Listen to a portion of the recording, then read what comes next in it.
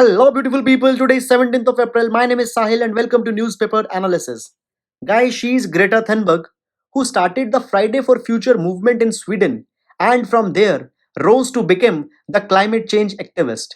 Guys, she says, "You say you love your children above all else, and yet you are stealing their future in front of their eyes." Now, guys, seeing the rampant depletion of resources into the name of economic growth is a strategy which will not be viable into the long term. Guys, it has been said that the natural resources, the nature, is not be treated like a legacy that we got from the past. Rather, it should be treated as a debt that we are taking from the future generations. Friends, this particular quote directly relates to Sustainable Developmental Goal number 12 as well as SDG goal number 13. SDG goal 12 calls for responsible consumption and production, whereas SDG 13 calls for climate action. And guys, these three things, SDG 12, 13, and this quote, can be utilized in your GS paper number 3 into the topic of environment and ecology. So, guys, let's begin with today's analysis. Guys, this is the page number 1 of the Hindu newspaper, and the first news item that we can see here is that Mumbai runs out of beds in ICUs and patients are suffering now.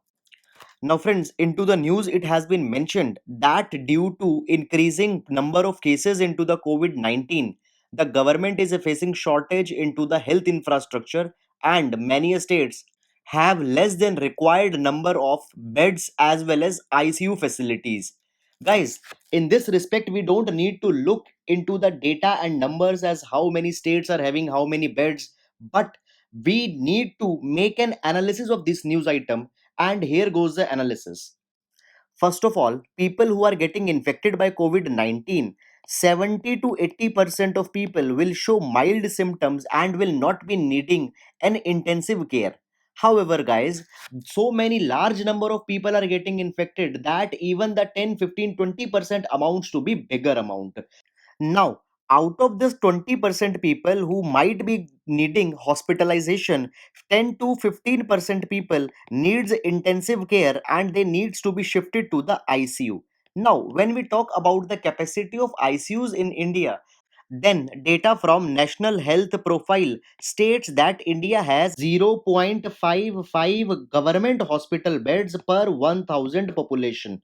And if we consider the population for elderly, then there are 5.18 hospital beds over 1000 people, and this number is very, very less.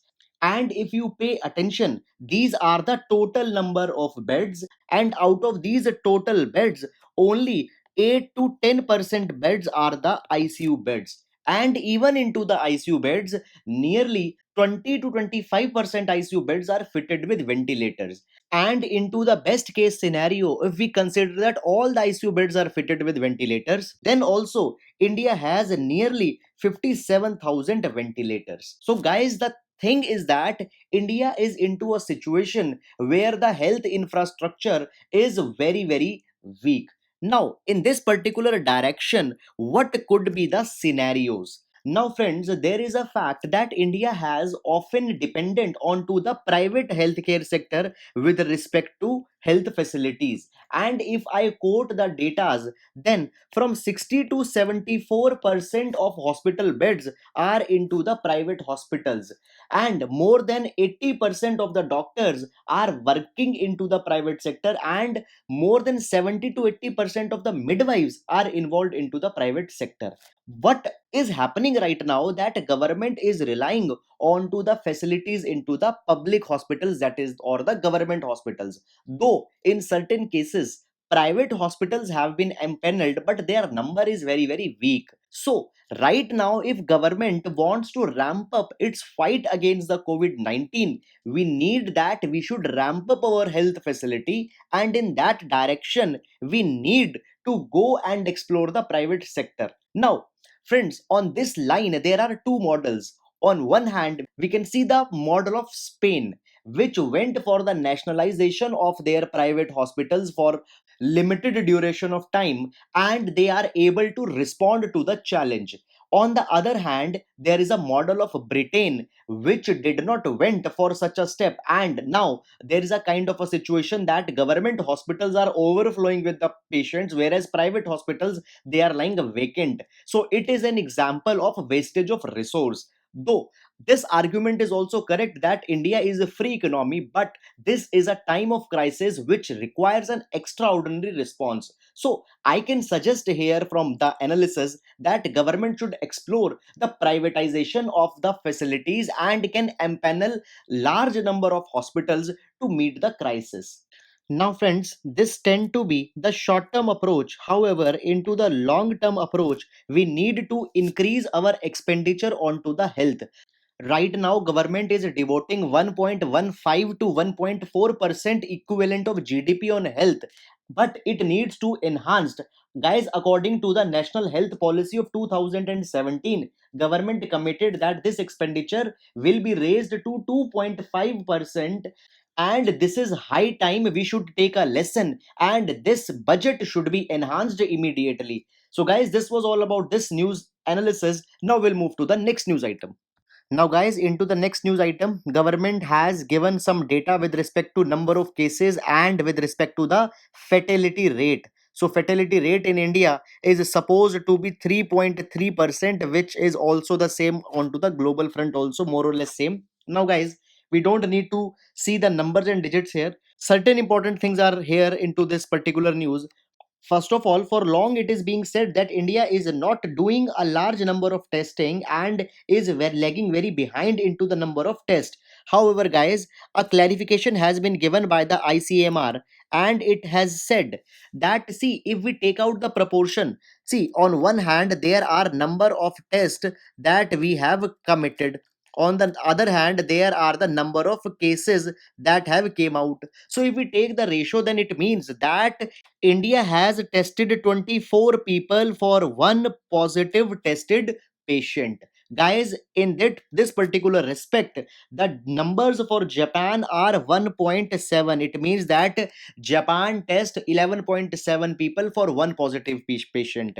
And the number for the USA here stands at 5.3. For Italy, it stands at 6.7. So, a kind of a justification has been given by the ICMR, which says that India is carrying ample number of tests. But guys, still number of tests could be further enhanced. In this direction, two things are needed to be done. One, ICMR can expand the existing infrastructure if it works into the two shifts. And it has been said itself by the ICMR that if they work in two shifts, then the number of samples, number of tests could be doubled. So that thing is particularly possible. Secondly, focus should be given onto more rapid antibody test. Guys, if you want to see the mechanism of antibody test, you can refer to the news editorial discussion which we has been made on 5th of April. Now, guys, into the rapid antibody test, we can check that whether a person has developed the antibodies for the coronavirus or not. So, guys, if he had developed antibodies, it means that he might have infected with COVID-19 and now he is carrying. It doesn't shows that whether the person right now is infected or not. If we want to see that particular thing, we need to carry the RT-PCR test. The guys, RT-PCR test I have also discussed here. You can see into the 5th April. So more rapid antibody tests are needed to be done. Why? Because these tests are relatively cheap and do not need that much of expertise. So guys, onto the larger and larger chunk of population, these tests could be carried to augment the testing capabilities of India. Friends, one more thing I want to clarify is that into the rapid antibody test, we see whether a person is carrying the antibody or not. Now, it can mean two things. Number one, the person is carrying antibody and still there is a virus, and these antibodies are fighting with the virus. Second, it means that the antibody had successfully fought with the virus and now there is no virus, only antibodies are there. Now, it means that a person is immune, but ICMR has pointed that such a person can again be infected by COVID 19. So, guys, this was all about this. Now, we'll move to the next news item. Guys, now the next news item is again on page number 1, where government is saying that Zoom is not a safe platform and it can lead to cyber security nuisances. Now, first of all, Just to give a brief background, Zoom is a video conferencing application which has been made by Zoom Video Communications, which happens to be a US multinational firm. Now, guys, what has happened? As lockdown is progressing and people are working from home, they tend to attend a lot of meetings and conferences, and for all these type of virtual social gatherings, Zoom app is being used, and it has become one of the most popular work productivity application which pertains to the video conferencing needs of individual as well as companies. And not only them, rather Zoom is also being used by the education institutions, for the political meetings, as well as by the governments around the world. Now, Cyber Coordination Center under the Ministry of Home Affairs had asked the government bodies and ministers to refrain from using the Zoom conferences, as well as individuals have been given certain do's what should be followed when they are using the Zoom conferencing application.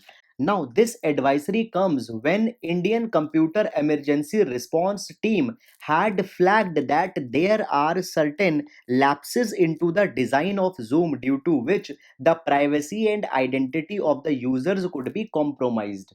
Now, guys, let's analyze the situation with respect to our GS Paper 3 internal security. Now, recently, a motherboard analysis had revealed this thing that the Zoom app is sending the data of users to the Facebook. As a user starts using the Zoom app, the app connects itself to the Facebook Graph API, which is the data extraction mechanism of Facebook, and information details about the devices that a user is using, his time zone, the model of device, city, phone carrier, all these things are shared. And guys, a unique advertiser identifier is also shared by which targeted advertising could be made. Now, all this thing is happening without the consent of the user. So, therefore, it is a kind of a breach of right of privacy.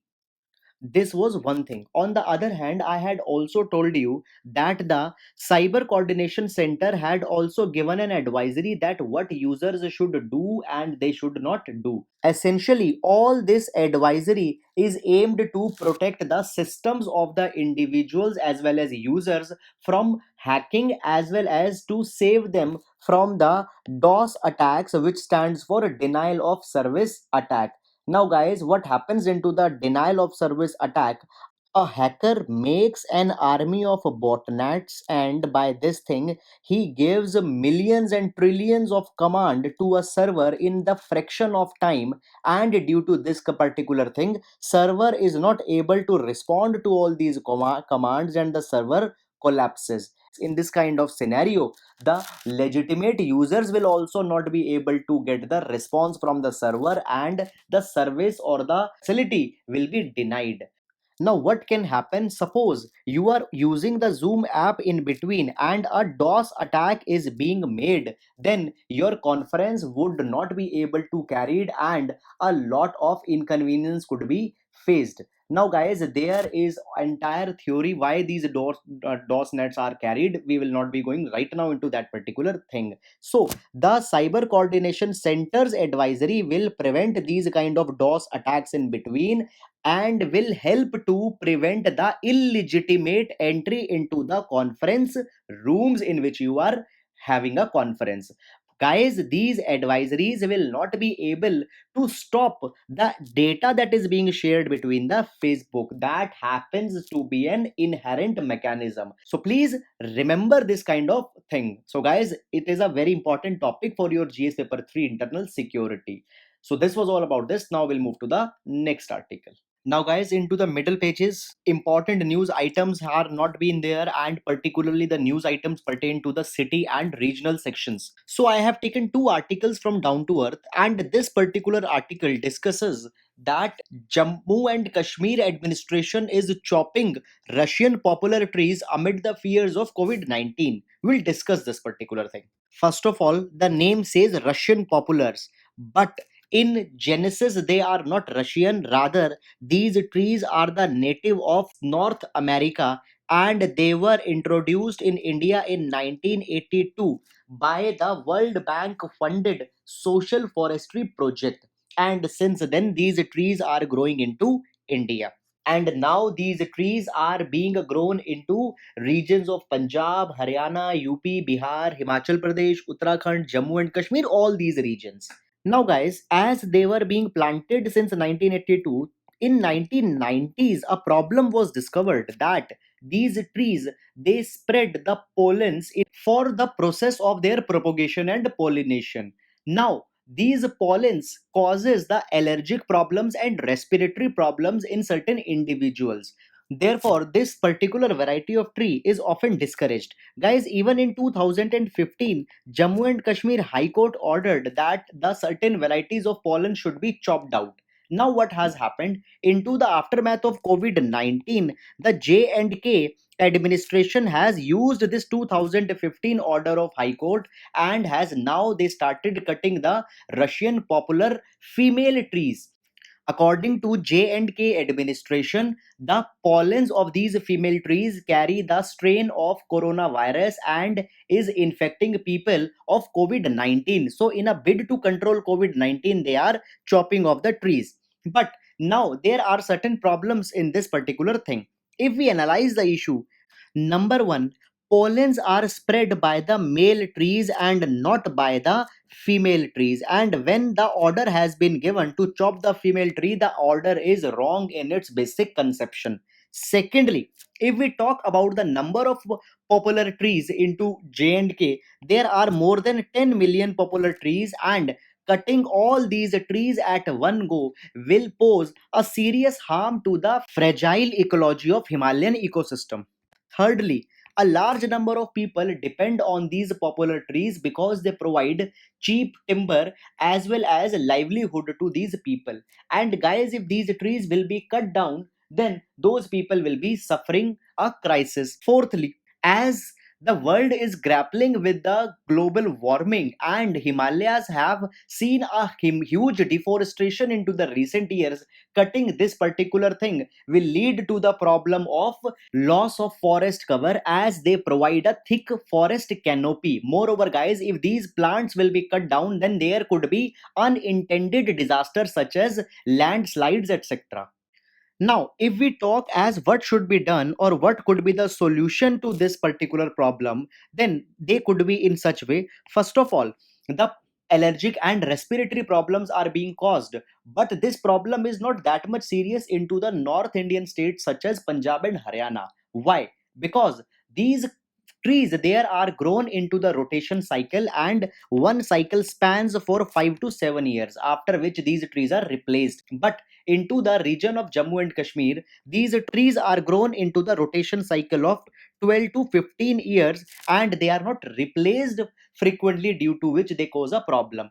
So their rotation cycles should be reduced. Then secondly, the trees should be pruned and the branches which are flowering, only those branches should be removed so that harm is not carried and pollens are not spread.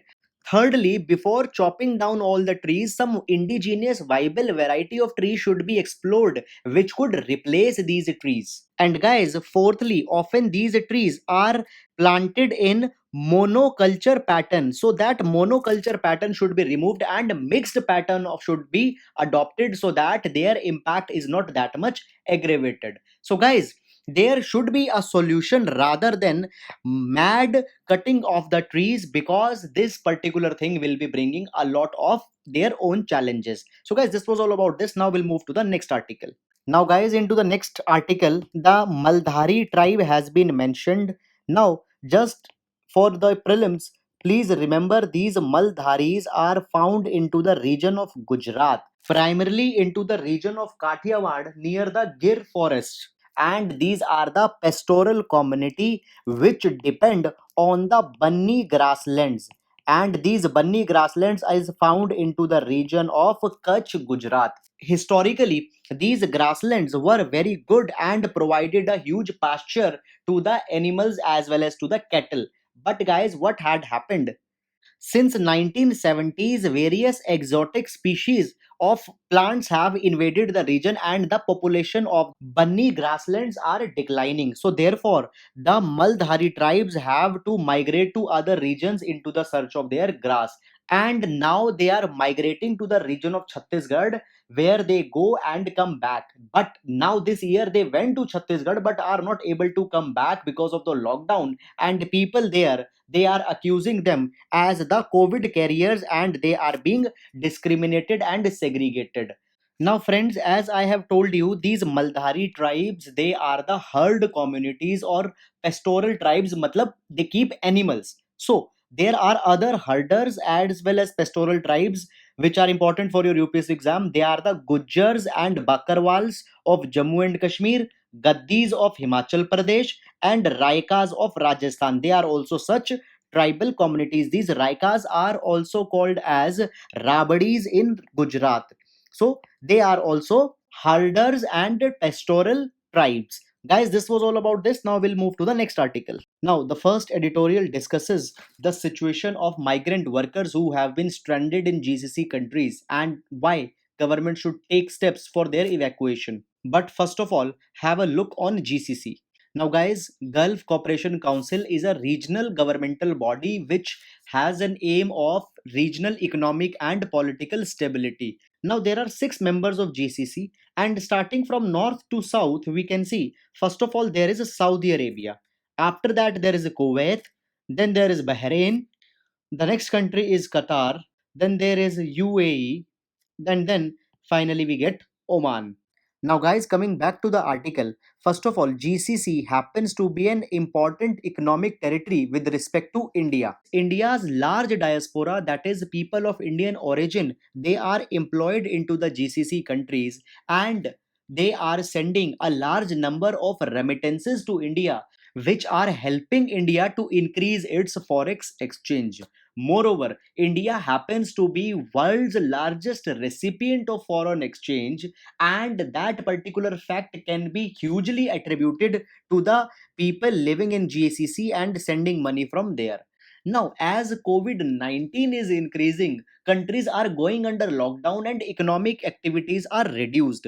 Moreover, as GCC countries depend on oil exports, which contributes major of their earning, now there the demand of the oil and such commodities is very less into the world economies. Due to this also, large number of units are closed into the GCC.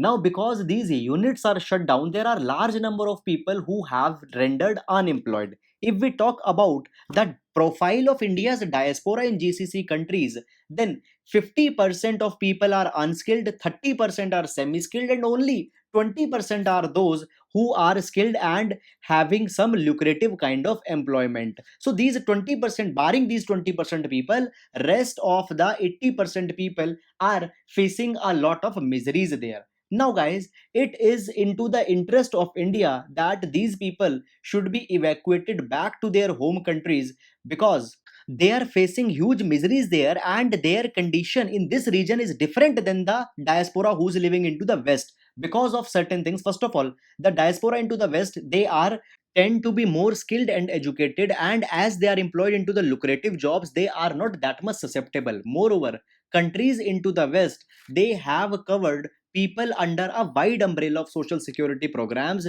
but the conditions in west are different. Moreover, large number of migrants into the GCC country, they have serious medical ailments and are also dependent for medicines on the Indian side, and now that particular thing is also not possible. So the editorial suggests that India cannot abandon these people to the mercy of the fate. Rather, this is high time that government should leverage on the cordial relationships that have been made by the prime minister with the countries in GCC. So we should involve into a kind of a dialogue, and through diplomatic channels the repatriations of the workers should begin. Moreover, at the same time, center should also work closely with the state governments to receive the migrants, and facilities for their quarantine and all these kind of things should be prepared.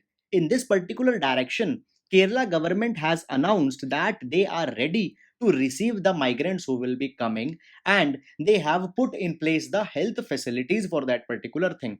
At the same time, UP, Bihar, and the regions such as Punjab also have a significant population into the GCC countries, so they should also make the arrangements for their arrival, and all these initiatives should start with the immediate effect. Moreover, guys, apart from the editorial, if we say, then government should also need to support the economy of the GCC countries as well. Why? Because of certain reasons. First of all, GCC happens to be a major importing partner, and India's exports go to the GCC. If GCC's economy will go down, then India's export advantage into this region will also go down. Secondly, as the GCC countries employ so many of the workers, their economic well-being is very much necessary so that they can provide continuous employment, and in turn these employments will reinforce remittances for India, due to which India will be able to plug their current account deficit. As you might be knowing, India often faces a negative current account deficit due to a large number of import on which India is dependent, and partially that current account deficit is plugged due to the remittances which are being sent. So it is into the India's interest only that India maintains a cordial response towards the people as well as geography of the Gulf. So guys, this was all about this article. Now we'll move to the next article. Guys, in the next editorial, it has been discussed that how technology can aid in fighting the COVID 19, and in this particular respect, the suggestions for telemedicine have been given. Now, friends, as COVID is spreading, the countries around the world are using various type of mechanisms to control the pandemic. However, in all these things, one thing has been served as a common thread, that is technology. And if stretched to its logical culmination, then technology can provide a solid response to the COVID 19. For example, guys, recently TCS has been able to shortlist the chemical molecules which can bind the COVID 19, and in that discovery, TCS has used an algorithm made by artificial intelligence. Moreover, at the same time, when we talk about much needed thing, that is social distancing, India had developed an app called as Arogya Setu. On this particular app, here on this app, people can see the area which are the hotspots of COVID 19 and can track their own health status with a virtual chat with a chatbot. Moreover, as lockdown is being imposed, the IT companies are still able to continue their business. There also the technology is playing an important role. So, when technology can bring its benefit in all those fields, why technology is not being extended to the diagnostics and actual treatment? Guys, in this particular respect, telehealth holds an important promise. First of all, telehealth means providing healthcare facility to someone without the actual physical presence. Through the internet or to the ICT means, the diagnosis and the treatment could be carried here. Now, guys, if I talk about telemedicine in the same sync means healing at a distance. So here by using ICT, diagnosis, monitoring, etc. could be carried. Now, telemedicine can be a boon where the physical health infrastructure does not exist. Moreover, as the COVID 19 is having a highly contagious nature, therefore, social distancing is suggested. And if the hospitals will be choked down with a large number of population, the disease will worsen and no respite could be achieved. So, in this direction, we could explore the concept of telemedicine, by which we are providing the health provision to the people and we are going to them virtually rather than calling them to our places. Now, in this direction, various type of ICT tools as input as well as output equipments are needed. Now, if we talk about telemedicine with respect to India, India needs a telemedicine because WHO recommends that 1 is to 1000 should be the ratio between the population and doctors, but in India's context, it is 1 for every 10,189. So, approximately on 10,000 people, there is one doctor. In actually, it should be on 1000. And the same is condition for the nurses. So, guys, in this respect, ISRO had made a telemedicine project in 2001. And as present, 45 remote and rural hospitals and 15 super specialty hospitals have been connected by the telemedicine. Moreover, if we talk about the regulation of telemedicine, then telemedicine as a subject is under the jurisdiction of Ministry of Health and Family Welfare as well as Department of Information and Technology. Though we discussed a lot about the legislative mechanisms and ISRO starting a pilot project, but in reality, the telemedicine has not been able to take off in India, and still, telemedicine is not properly explored. Guys, with respect to telemedicine, there is Telemedicine Society of India, which is carrying the scientific activities with respect to the promotion of telemedicine in India. Though, guys, there is huge potential with respect to telemedicine in India, seeing the less physical infrastructure, more population, and more emerging type of diseases. For example, now COVID-19 is there, which requires the social distancing. Moreover, silent killers, which have been called as lifestyle diseases, are also increasing in India. So we need to increase our capacity. Therefore, along with physical health infrastructure and facilities, telemedicines also become relevant. In this particular time, an timely intervention has been made by Ministry of Health and Family Welfare along with the Niti Aayog, where the guidelines have been issued for the telemedicine. Moreover, it has been noted by the government that the recent advancement in telecommunication technologies as well as capabilities, for example, 4G is in full swing and 5G is about to come. It is very much easy to transmit the different kind of images as well as sound and video clippings with respect to body diagnosis. Therefore, government is moving forward into this particular direction. Now, guys, though the beginning has been made, but we need that the full potential of telemedicine should be unleashed for the people, and government should explore that how technology could be further modified in order to preserve the sensitive medical information as well as to make it more convenient and easy for the people who are taking the services of telemedicine. So the recent guidelines are an important thing in this particular respect.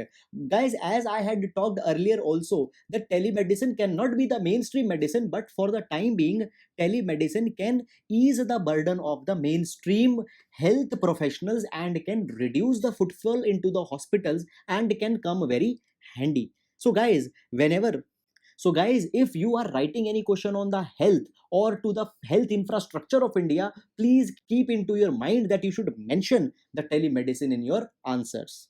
So, guys, this was all about this. Now we'll move to the next article. Guys, in the next editorial, the crises which are being faced by the aviation industry are being discussed.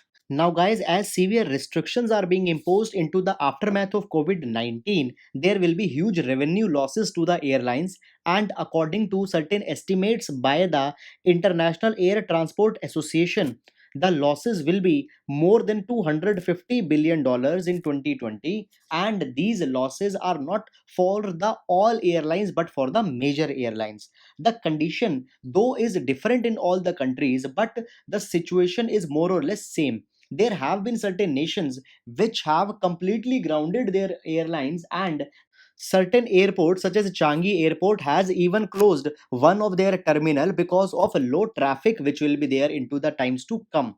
Guys, though aviation sector has always been very much vulnerable and sensitive to the movement of economies, but this episode is unprecedented and it is being said that years will be taken for the aviation sector to reach at least 50% of the ground where they were before the pandemic started. And it has been suggested that for next many years airlines will not be able to recover completely into this direction. Now, if we talk about history, 9/11 attack in US was the one low point due to which aviation sector suffered. And now the next low point has come due to the COVID-19. Now, guys, as lockdown has been imposed and airlines are not operational, it does not mean that their losses are less, because anyhow the airlines have to give their salaries for the staff. Moreover, with respect to the machinery, that is aircraft, a large revenue has to be incurred, because it is being said that out of 650 planes that Indian airlines are operating,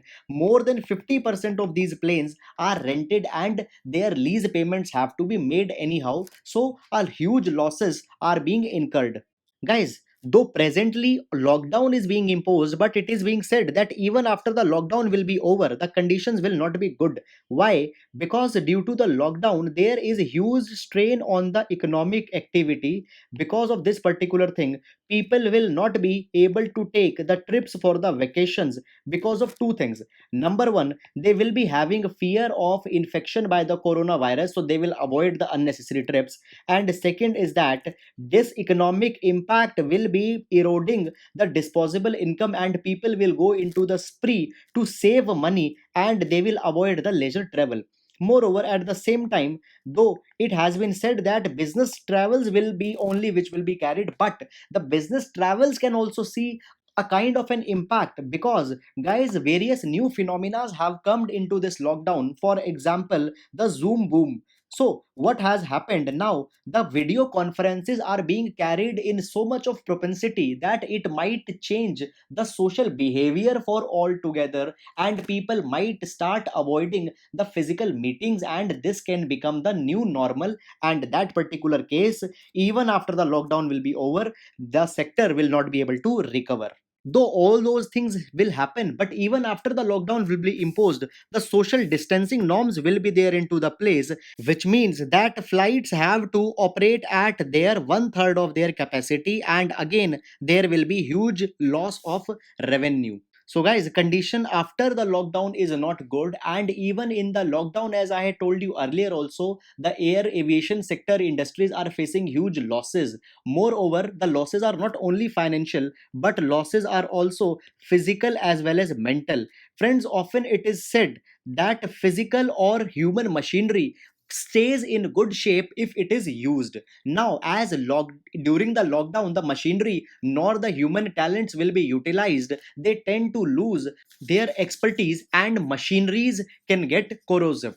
Now, as there are huge crises, governments around the world has announced liberal fiscal packages for their aviation sector. For example, as US has announced a $2 trillion economic package, in that particular direction there have been the provisions for the aviation sectors also. On the same lines, Australia, China and Singapore have also announced the relief measures.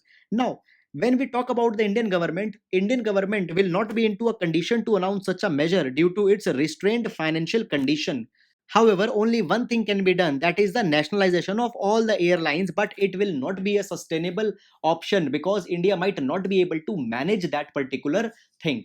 Guys, if we take the example of Udan, in Udan, certain subsidized seats were provided to the citizens, but in that also the sustainable operations stays a question. Now, friends, if we talk a little bit about the history of aviation, the boom of aviation sector in India, then that boom came after the post-liberalization period when India's civil aviation sector saw a rampant boom because of government's open sky policy, in which flights were given huge flexibility with respect to the operationality. And because of that particular thing, the traffic both in cargo as well as passenger segment increased, and India became recently world's third largest domestic civil aviation market.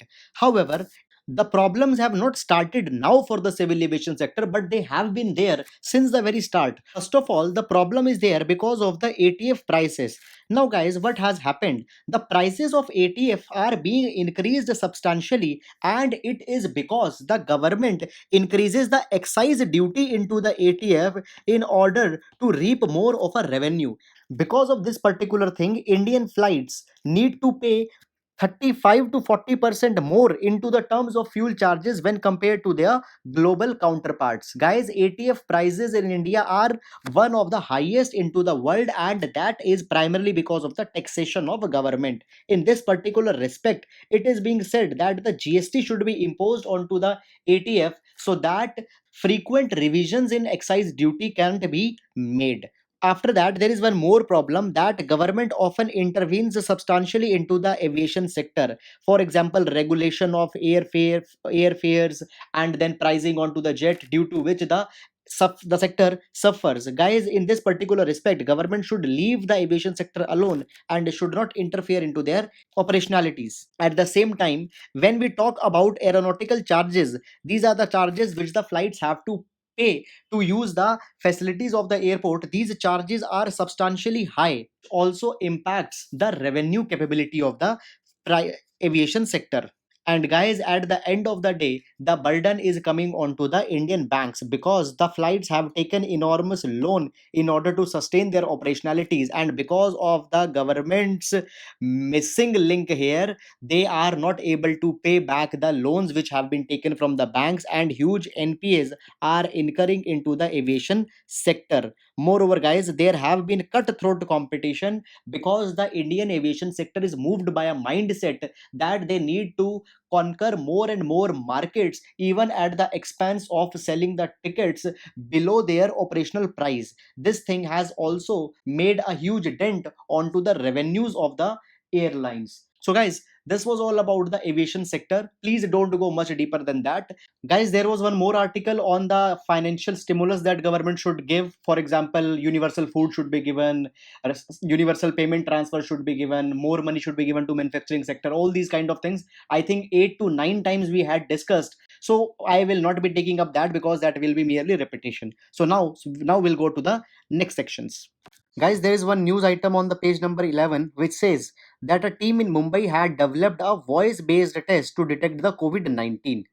Guys, this test is now being further evaluated into the Italy. Now we'll just understand that the what the mechanism says. So guys, according to particular article, there are 6300 parameters into the human voice, and when a human being is healthy, his voice is different. But if he contains any pathological problem or he contains any disease in his body, these parameters change, and every parameter is linked to a specific body part. Now, as COVID 19 impacts the region of lungs as well as airways, there has to be a distortion between into these parameters. And guys, if that particular distortion is caught, then it could be concluded that whether a person is impacted by the COVID 19 or not. Now, human ear is not able to detect this voice, but this particular thing could be carried if artificial intelligence is used. So guys, a kind of algorithm is being made in which all the parameters have been fitted, and it has also been simulated as how a healthy person's voice should be. And when the sample is feeded, or when the voice sample of a person is feeded, then the artificial intelligence program compares the voice of the person who happens to be the sample with the voice of a healthy person, and it is concluded if there is some distortion in the voice or not. So guys, this could be a breakthrough into the testing, and through this large number of people could be tested with very less resources and in very less time. So guys, this was all about this article. Guys, nowadays, due to COVID 19 related news, relevant news such as on the economy page and onto the international page are not coming. So, guys, we'll wind up here today. Guys, I hope that you are liking my videos and it is making some value addition in your preparation. Guys, please do subscribe to our channel and please share the videos. Thank you so much.